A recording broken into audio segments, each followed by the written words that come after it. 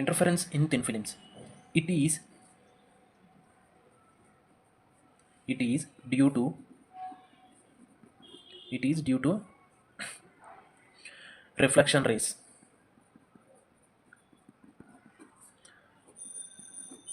Due to reflection rays. ఇది దేని మీద బేస్ అయి ఉంటుంది? ఇట్ ఈజ్ బేస్డ్ ఆన్ మనకి ఈ రిఫ్లెక్షన్ రేస్ అనేవి సూపర్ ఇంపోజ్ అయ్యి థిన్ ఫిలిమ్స్లో ఇంటర్ఫరెన్స్ అనేది ఏర్పడుతుంది. సో దాన్ని మనం ఇంటర్ఫరెన్స్ ఇన్ థిన్ ఫిలిమ్స్ అంటాం. So it is based on distribution amplitude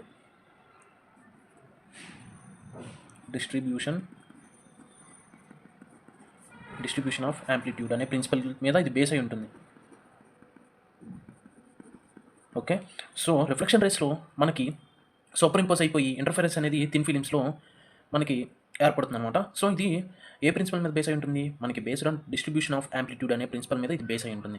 got it? So ఇప్పుడు థిన్ ఫిలిమ్స్ తీసుకుందాం. సో రెండు థిన్ ఫిలిమ్స్ అయితే డ్రా చేసుకుందాం. సో రెండు థిన్ ఫిలిమ్స్ అయితే తీసుకుంటున్నాం. సో రెండు అయితే తీసుకుంటున్నాను నేను.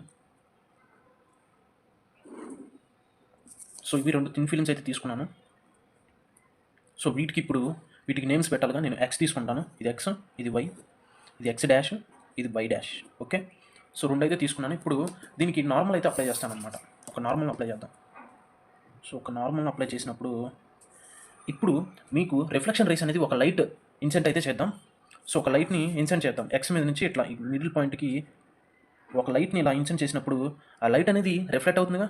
సో రిఫ్లెక్షన్ జరిగి ఇలా వస్తుందన్నమాట. ఇలా వచ్చి ఇక్కడ టచ్ అవుతుంది అనమాట వై యాక్సిస్ మీదకి. సో ఇలా రిఫ్లెక్షన్ అవుతుంది. అలాగే పర్పెండిక్యులర్గా ఇలా కూడా రిఫ్లెక్షన్ అవుతుంది. సో ఓకే, ఇక్కడ ఇట్లా రిఫ్లెక్షన్ అవుతుంది. సో ఇలా వచ్చిన రిఫ్లెక్షన్ రైట్ అనేది ఇక్కడ వై యాక్సిస్ మీద వై థిన్ మీద కూడా థిన్ ఫిల్మ్ అనమాట. Sorry, so Y thin film మీద కూడా ఇలా రిఫ్లెక్షన్ అవుతుంది. పర్పెండిక్యులర్గా మళ్ళీ యాజ్ ఇట్ ఈస్గా పర్పెండిక్యులర్గా మళ్ళీ ఇలా కూడా రిఫ్లెక్ట్ అవుతుంది అనమాట. సో పర్పెండిక్యులర్గా ఇట్లా రిఫ్లెక్ట్ అవుతుంది. సో తర్వాత ఇట్లా వచ్చింది మళ్ళీ ఇక్కడతో ఆగదనమాట. ఇది ఇట్లా వచ్చింది కూడా మళ్ళీ ఎక్స్ డాష్ థిన్ మీద నుంచి కూడా మళ్ళీ ఇలా రిఫ్లెక్ట్ అవుతుంది. ఓకే, ఇలా రిఫ్లెక్ట్ అవుతుంది అనమాట. సో వీటికి నేమ్స్ పెట్టుకుందాం. సో ఏ, బి, సి, డి, ఈ. సో దీన్ని ఓ అనుకుందాం, మిడిల్ దాన్ని. సో ఇప్పుడు ఇలా వచ్చింది కదా. సో ఇప్పుడు మనం ఏం చేద్దామంటే ఇక్కడ ఈ పాయింట్ ఈ తిన్ను మీద నుంచి ఇక్కడ ఒక నార్మల్ని తీసుకుందాం. సో ఇక్కడ ఒక నార్మల్ తీసుకుందాం. ఇలా నార్మల్ తీసుకున్నాగా. సో అప్పుడు ఇక్కడ కూడా మనం ఇంకో నార్మల్ అయితే తీసుకుందాం. సో వీటికి పేర్లు పెడదాం ఇప్పుడు. సో ఏబీసీ అని పెట్టేసాం, ఓ పెట్టాం, ఇది డి అనమాట. సో ఈఎఫ్జి హెచ్ అనమాట. ఇది ఓ పాయింట్ అనమాట ఇది. సో ఇలా అయితే ఏర్పడింది. ఇది వచ్చేసి 90 డిగ్రీస్. సో ఇది వచ్చేసి 90 డిగ్రీస్. అలాగే ఈ రెండు పక్కల కూడా ఇది కూడా 90 డిగ్రీసేగా. సో ఇక్కడ వచ్చేసి ఇది 90 డిగ్రీసే. మీకు రిఫ్లెక్షన్ రేస్ అనేవి ఇది వచ్చేసి రిఫ్లెక్షన్ రేస్ అనమాట. ఇది వచ్చేసి రిఫ్రాక్షన్ రేస్, గుర్తుపెట్టుకోండి. సో ఇక్కడ మీకు దీన్ని థిక్నెస్ అంటారనమాట. సో థిన్ ఫిలిమ్స్ యొక్క థిక్నెస్, దీని రిఫ్రాక్షన్ వచ్చేసి మ్యూ అనుకుంటాం. ఓకే, ఇదేంటిది? ఇది థిక్నెస్ అనమాట. So thickness of thin films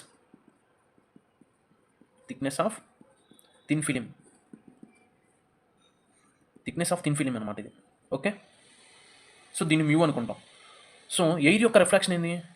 so air యొక్క రిఫ్రాక్షన్ మన అందరికీ తెలుసు, అది వచ్చేసి మ్యూ ఈక్వల్ టు 1 అనమాట. ఎయిర్ యొక్క రిఫ్రాక్షన్ అది. ఓకే, సో ఏమాత్రం డౌట్ లేదు. సో ఇప్పుడు వీటికి పేర్లు పెట్టుకున్నాం. ఇది వచ్చేసి 90 డిగ్రీస్. ఇక్కడ దీన్ని మనం ఇన్సెంట్ ఐ అనుకుంటాం అనమాట. ఇది ఐ అనమాట. ఇది వచ్చేసి ఇన్సెంట్ ఐ, దీని యాంగిల్ వచ్చేసి ఐ అనుకుంటాం. సో రిఫ్రాక్షన్ కాబట్టి ఇటు రిఫ్లెక్షన్ అయింది కాబట్టి దీన్ని వచ్చేసి మనం దీన్ని కూడా ఐ అనుకుంటాం. ఇది మొత్తం 90 డిగ్రీస్ వచ్చి ఇది 90 డిగ్రీస్ కాబట్టి 90 మైనస్ ఐ అవుతుంది. ఇది 90 డిగ్రీస్ ఇక్కడ. సో ఇప్పుడు వచ్చేసి ఇక్కడ జీఈఎఫ్ ఉంది, అలాగే ఓజీఈ కూడా ఉంది. ఈ రెండు కూడా ఇక్కడ 90 డిగ్రీస్ ఉంది. సో ఇక్కడ వచ్చేసి ఈ రిఫ్లెక్షన్ అయింది కాబట్టి దీన్ని ఆర్ అనుకుంటాం అనమాట. సో ఇది కూడా ఆర్ అవుతుంది. సో ఇక్కడ కూడా వచ్చేసి 90 మైనస్ ఐ అవుతుంది అనమాట ఇక్కడ కూడా, ఎందుకంటే ఇది కూడా 90 డిగ్రీస్ కాబట్టి.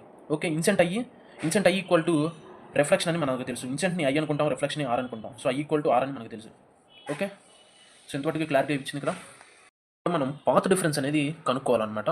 సో ఇక్కడ ఓసీ అనేది అంటే ఓసీ రిఫ్లెక్షన్ రేస్ అనేది మీకు ఇక్కడ ఓజీ అనేది ఎక్కువ వెళ్ళిపోయింది అనమాట. సో ఎక్కువ రిఫ్లెక్ట్ అయింది. సో జిఎఫ్ అనేది ఓసీ మీద ఎక్కువ రిఫ్లెక్షన్ అయింది కాబట్టి ఆ పాత్ డిఫరెన్స్ అనేది కనుక్కోవాలి ఈ రెండింటి మధ్య అనమాట. సో ఈ రెండింటి మధ్య కాబట్టి సో మ్యూ ఇంటూ మీకు ఓజీ ప్లస్ జిఎఫ్ అనమాట. OG plus GF OC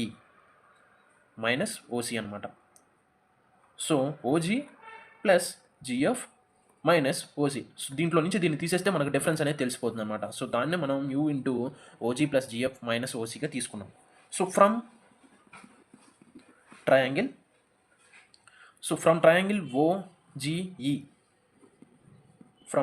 ఓజీఈ so ఇక్కడ కాస్ ఉంది కాబట్టి సో కాస్ తీసుకున్నాం.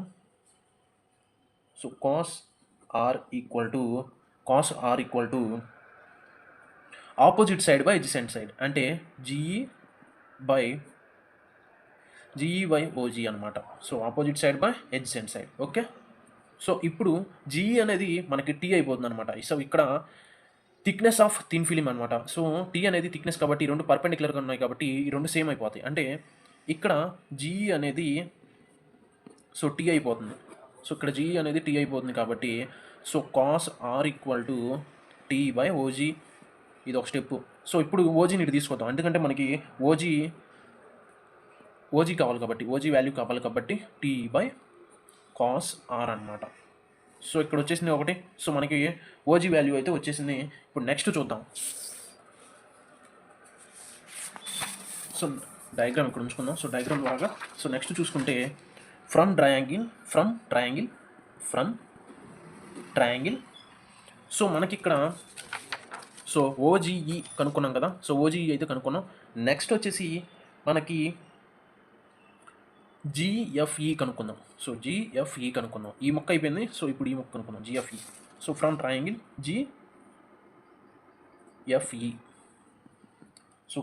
జిఎఫ్ఈ సో దీనికి కూడా కాసే అనమాట. So cos are equal to GE by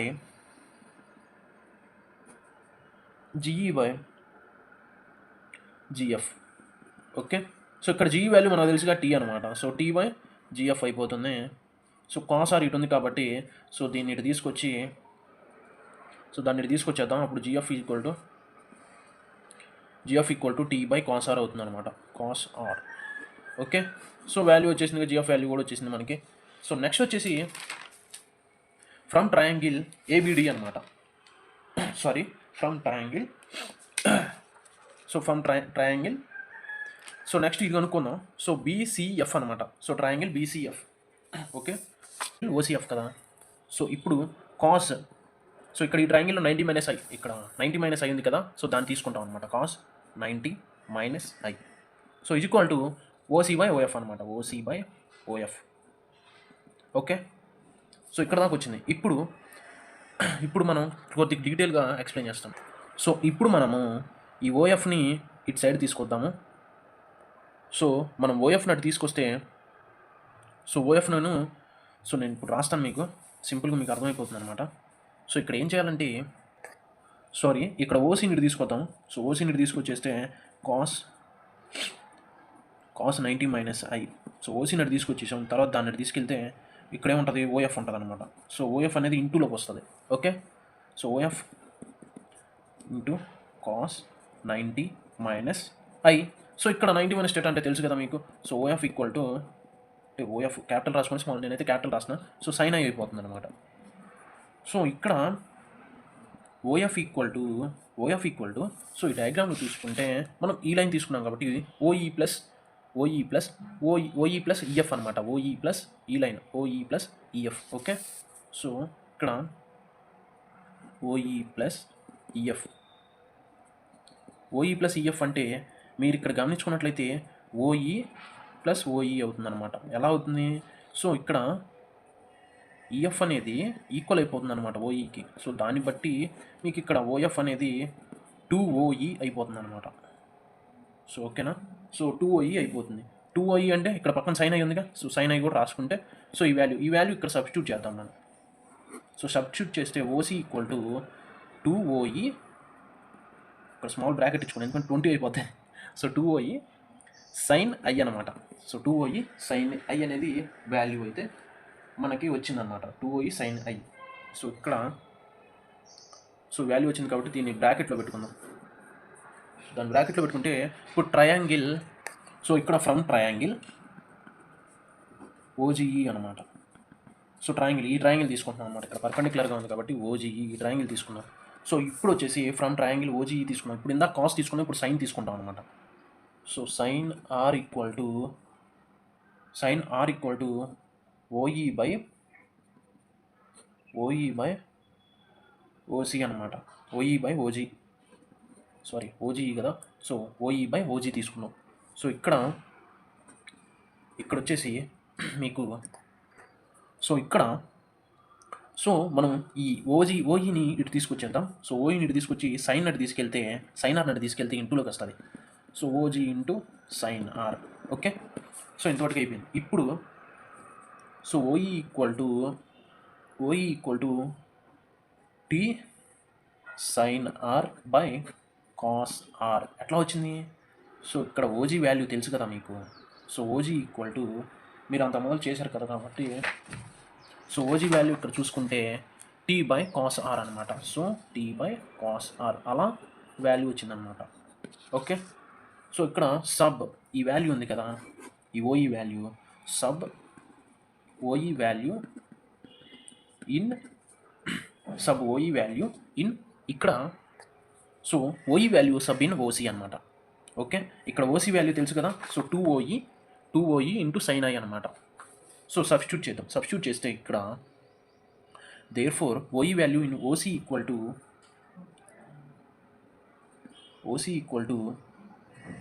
2 into T sine are by cos are. Sine ఐని సపరేట్గా రాసుకున్నాం, ఇంటూలో ఉంది కాబట్టి. సో ఇక్కడ multiplication division sine I into sine R చేద్దాం. సో ఇక్కడ మల్టిప్లికేషన్ డివిజన్ రెండు సైన్ ఆర్తో చేద్దాం. సైన్ ఆర్తో చేస్తే సో ఇక్కడికి ఏమొస్తుంది, 2t sine square are by cos R into sine R. ఇక్కడ ఇంకేం మిగులుతుంది మీకు, సైన్ ఐ ఒక్కటే మిగులుతుంది, సైన్ ఐ. సో ఇప్పుడు mu equal to sine I by sine are. Okay, cos కాదు. So mu equal to sine I by sine are అనమాట. అంటే ఒక సైన్ అయిపోతుంది, ఒక సైన్ ఆర్ కూడా పోతుంది. అంటే ఇది ఈ రెండు పోతాయి అనమాట. రెండు పోతే మీకు ఏం మిగులుతుంది? So OC equal to 2 mu అయిపోతుంది కాబట్టి, అంటే ఒకటి పోతుంది. సో ఈ రెండు పోతాయి అనమాట. ఈ రెండు పోయి మ్యూ వస్తుంది. So mu t sine square are by cos r. So అది మిగులుతుంది. సో ఓసీ వాల్యూ వచ్చింది ఇక్కడ. సో ఓసీ వాల్యూ ఇదనమాట. సో నెక్స్ట్ ఇప్పుడు వచ్చేసి మీరు ఇప్పుడు ఏమేమి వాల్యూ వచ్చినాయి? ఓఈ వాల్యూ వచ్చింది, ఓసీ వాల్యూ వచ్చింది, అలాగే జిఎఫ్ వాల్యూస్ కొన్ని వచ్చినాయి. ఇప్పుడు చూద్దాం. దేర్ఫోర్ సబ్స్టిట్యూట్ సబ్ ఓజీ అంటే ఈ వాల్యూ, తర్వాత ఓజీ వాల్యూ, ఆ తర్వాత GF value in path difference అనమాట. స్టార్టింగ్లో ఈక్వేషన్ ఒకటి వచ్చింది చూసారా? సో డయాగ్రామ్ కూడా మీకు ఈక్వేషన్ ఒకటి చెప్పాను. సో ఈ ఈక్వేషన్ అనమాట. సో పాత్ డిఫరెన్స్ అనమాట. ఇది path difference of reflection rays అనమాట. సో ఈ దీంట్లో సబ్స్టిట్యూట్ చేద్దాం. Sub in path difference. ఇప్పుడు ఇంకో ఎడిషన్ తీసుకొని నేను మీకు క్లియర్గా ఎక్స్ప్లెయిన్ చేస్తాను. సో పాత్ డిఫరెన్స్ అనమాట. ఇప్పుడు దీంట్లో సబ్స్టిట్యూట్ చేద్దాం. సబ్స్టిట్యూట్ చేస్తే mu into t by cos r plus t by cos r minus OC value తెలుసు కదా, 2 mu t sine square are by cos r. So ఇది అనమాట. ఇప్పుడు దీన్ని క్యాలిక్యులేషన్ చేద్దాం. So 2 mu t cos r minus 2 mu t sine square are by cos r. ఎలా వచ్చిందని మీకు డౌట్ ఉండొచ్చు. ఈ మ్యూని లోనకు అప్లై చేస్తే మ్యూటీ అవుతుంది. So మ్యూటీ okay. కాస్ ఈ రెండు సేమ్గా ఉన్నాయి కాబట్టి 2 మ్యూటీ కాస్ ఆర్ అంటే ఈక్వల్ అయిపోయింది అనమాట. ఎల్సిఎం అనమాట. సో ఈక్వల్ అయిపోయింది. ఇది యాజ్ ఇట్ ఈస్గా ఇక్కడ రాసేసాను. Okay, doubt clear. మ్యూని లోపలికి అప్లై చేసాము. సో ఇక్కడ బేసెస్ ఈక్వల్గా ఉన్నాయి కాబట్టి, బేసెస్ అని ఇవి ఈక్వల్గా ఉన్నాయి కాబట్టి ఎల్సిఎం తీస్తే 2 mu t cos r. Okay, so అయిపోయింది అనమాట. తర్వాత ఇక్కడ కాస్ ఆర్ ఈక్వల్గా ఉందన్నమాట. సో కాబట్టి 2 mu t cos r minus 2 mu t by cos r. సైన్ని సపరేట్ రాద్దాం, సైన్ స్క్వేర్ని సపరేట్ రాద్దాం, సపరేట్ రాసుకున్నాం. సో ఇప్పుడు 2 mu t కామన్ తీద్దాం, ఎందుకంటే ఈక్వల్గా ఉంది కాబట్టి 2 mu t by cos r common తీస్తే ఇప్పుడు ఇక్కడ ఏం మిగులుతుంది, 1 మైనస్ సైన్ స్క్వేర్ r మిగులుతుంది అనమాట.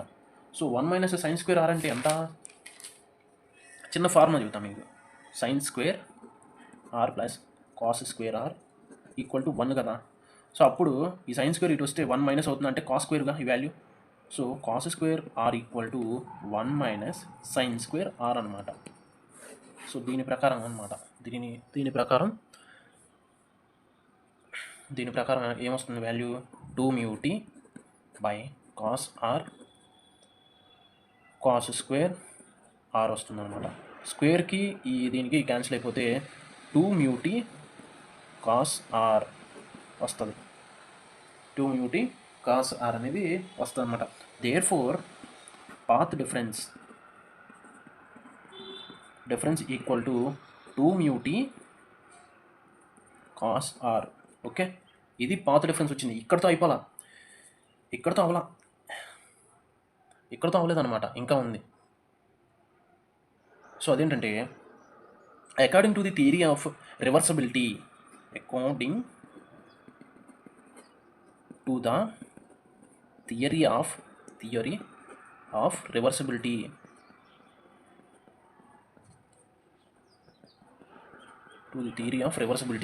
okay, the light is in rarer denser, the light is in rarer denser interference phase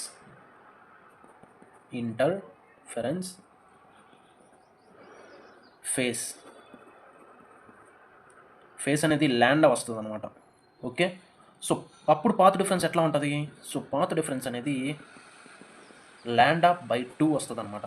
okay, so ఇప్పుడు దీన్ని కూడా సొల్యూషన్ చేద్దాం, మనం దీన్ని కూడా సొల్యూషన్ చేసేద్దాం. దేర్ ఫోర్ దీంట్లో యాక్చువల్ పాత్ డిఫరెన్స్ కాబట్టి మైనస్ చేయాలి. మనకు వచ్చిన పాత్ డిఫరెన్స్ ఎంత, సో మనకు వచ్చిన path difference 2 mu t cos r వచ్చిందనమాట. సో యాక్చువల్ పాత్ డిఫరెన్స్ అంటే అంతేగా, సో డిఫరెన్స్ చేస్తున్నాం కాబట్టి actual path difference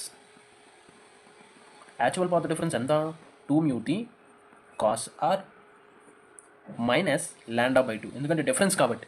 okay, difference కాబట్టి ల్యాండా బై 2 చేసాం. సో కేస్ 1, దీంట్లో 2 కేసెస్ ఉంటాయి, ఒకటి కన్స్ట్రక్టివ్ ఇన్ఫరెన్స్, నెక్స్ట్ వచ్చేసి డిస్ట్రక్టివ్ ఇన్ఫరెన్స్ అనమాట. First case 1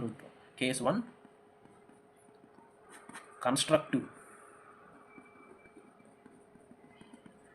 interference,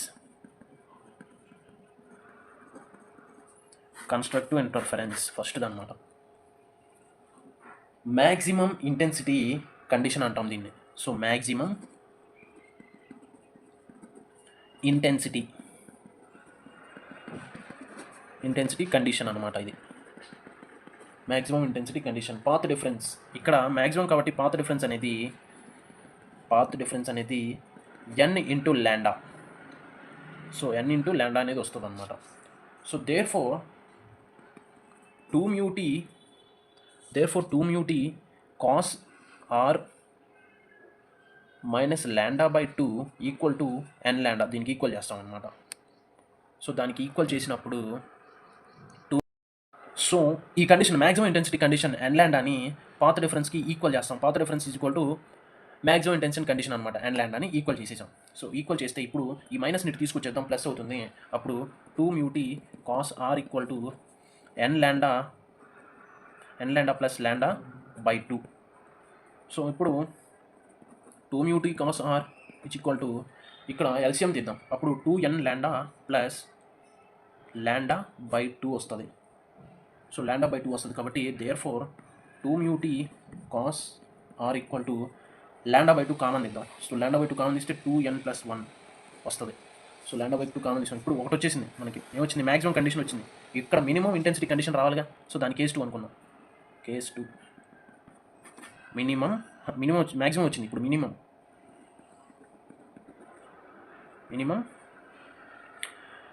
intensity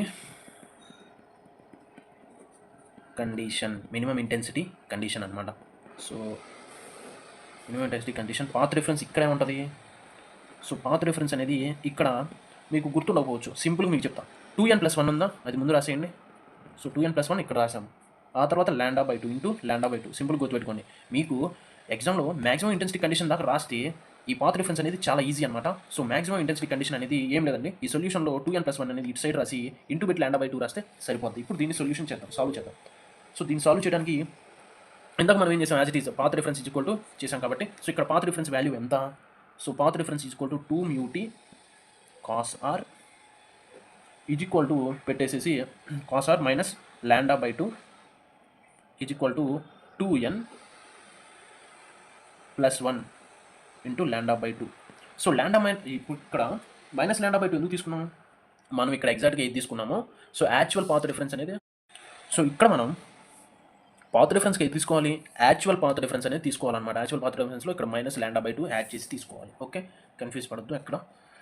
so minus λ/2 తీసుకున్నాము. ఇప్పుడు సొల్యూషన్ చేద్దాము, ఈ మైనస్ని తీసుకెళ్ళిపోదాం. అప్పుడు 2μt cos r is equal to 2n+1 into λ/2 plus λ/2 వస్తుంది. ప్లస్ λ/2 వచ్చింది కాబట్టి ముందు ఈ దీన్ని లోపలికి అప్లై చేద్దాం. సో లోపలికి అప్లై చేస్తే 2n λ/2 ప్లస్ λ/2 ప్లస్ λ/2 వస్తుంది. ఓకే, సో λ/2 వచ్చినప్పుడు ఈ రెండింటికి క్యాల్సియం చేస్తే ఏమొస్తుంది, 2n λ/2. సో 2 λ/2 వస్తుంది అనమాట, ప్లస్ 2 λ/2 వస్తుంది. 2కి 2 క్యాన్సిల్ అయిపోతుంది, 2n λ/2 ప్లస్ λ వస్తుంది. ఓకేనా, సో ప్లస్ λ వస్తుంది అనమాట. ఇక్కడ ఇంకా ఇది సొల్యూషన్ ఉంది. సో తర్వాత వచ్చేసి ఇప్పుడు ఎల్సియం చేద్దాం ఈ రెండింటికి. ఇప్పుడు ఈ రెండింటికి ఎల్సియం చేస్తే మీకేమొస్తుంది, 2n λ ప్లస్ 2 λ/2 వస్తుంది అనమాట. సో ఇప్పుడు 2 λని కామన్ ఇద్దాం. సో 2 λని కామన్ ఇస్తే n+1 వస్తుంది. సో బై 2 ఉంది కట్టుకుడి, సో 2కి 2 క్యాన్సిల్ అయిపోతుంది. అప్పుడు ఇంకా మీకు ఆన్సర్ ఏమొస్తుంది, so 2μt cos r is equal to λ into n+1. So ఇదనమాట మనకి ఇంటర్ఫెరెన్స్ ఇన్ థిన్ ఫిలిమ్స్ అనమాట. సో వీడియోని లైక్ చేయండి, షేర్ చేయండి, సబ్స్క్రైబ్ చేసి బెల్ ఐకాన్ యాక్టివేట్ చేసుకోండి.